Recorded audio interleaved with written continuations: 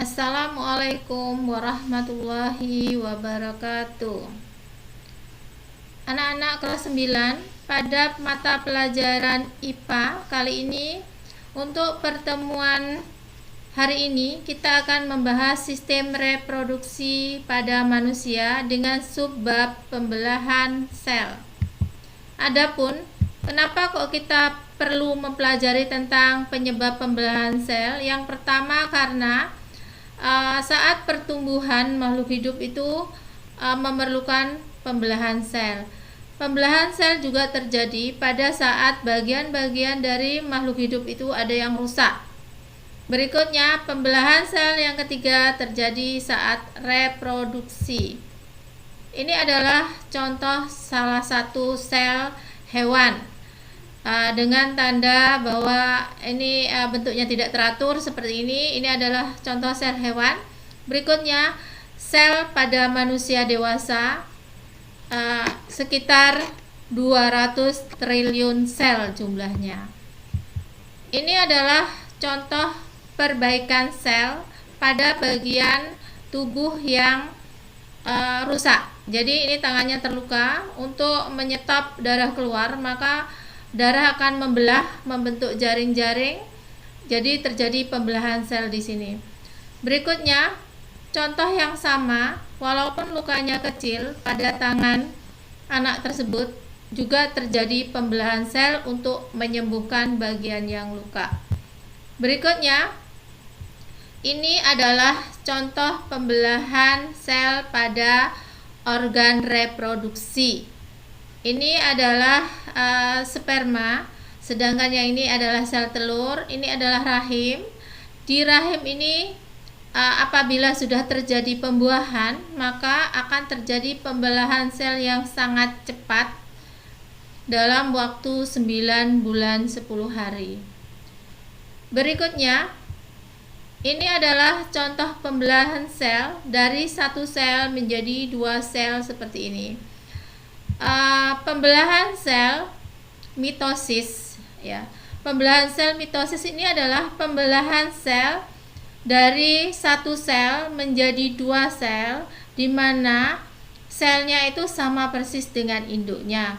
Jadi pada sel manusia di sini ada sel yang disebut dengan 2N atau diploid, ya, dengan jumlah 46 kromosom. Setelah membelah, ini akan memiliki jumlah kromosom yang sama, jumlahnya 46 kromosom.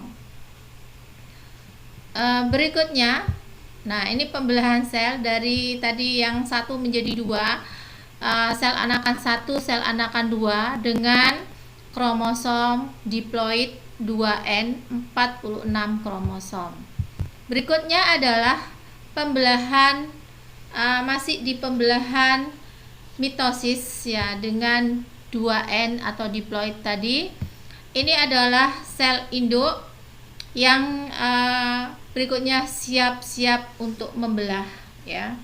Pembelahan pertama ini terjadi di sini, ini disebut dengan metafase, ini anafase, berikutnya telofase, dan ini adalah sel anakan dengan 2N. Berikutnya,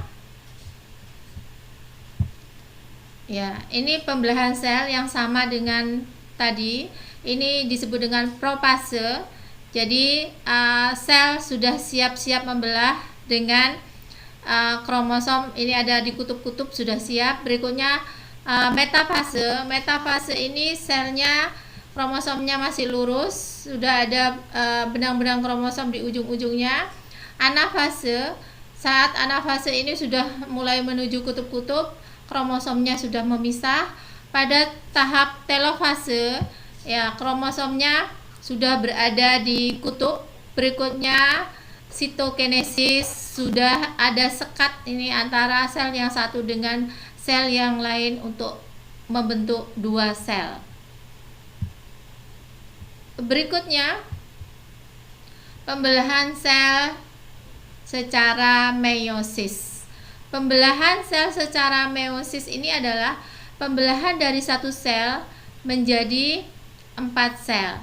satu sel 2N akan berubah menjadi satu sel 4 sel yang masing-masing N, ya, setengahnya dari sel induknya. Berikutnya, pada pembelahan meiosis ini terjadi pembelahan, ini adalah bersiap-siap yang disebut dengan profase. Berikutnya, setelah bersiap-siap, dia memasuki tahap berikutnya yang disebut dengan metafase. Ini adalah tahap metafase. Inti selnya sudah mulai membelah. Berikutnya, tahap berikutnya ini disebut dengan anafase, ya, sudah mulai menuju ke ujung-ujung. Sedangkan setelah membelah ini disebut dengan telofase. Masih telofase 1 ya. Berikutnya setelah membelah seperti ini, ya, dia akan mengalami pembelahan lagi, ya, pembelahan lagi sampai ke menjadi 4 sel, ya. Nanti pembelahannya itu sama, akan membentuk profase 1, profase 2, metafase 2, anafase 2, dan telofase. Berikutnya ini adalah telofase. Ya, ini telofase 1, ini telofase 2. Untuk pembelahan sel secara mitosis maupun meiosis ini gambarnya tadi bisa kita bandingkan, ya.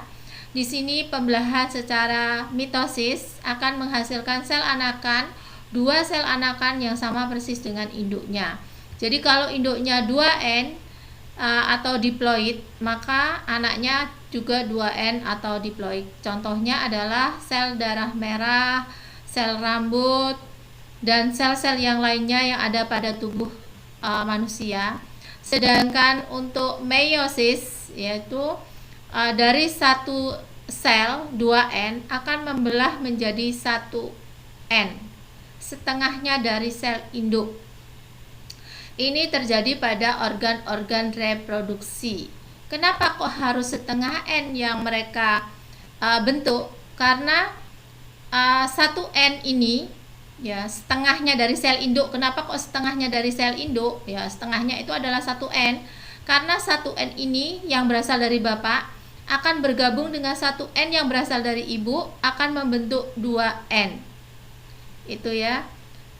Untuk materi pembelahan sel baik secara mitosis meiosis pada manusia, kali ini ibu cukupkan sekian. Semoga kalian semua paham dengan materi yang ibu sampaikan. Terima kasih atas perhatiannya. Berikutnya ibu akan kirimkan latihan soal. Terima kasih. Wassalamualaikum warahmatullahi wabarakatuh.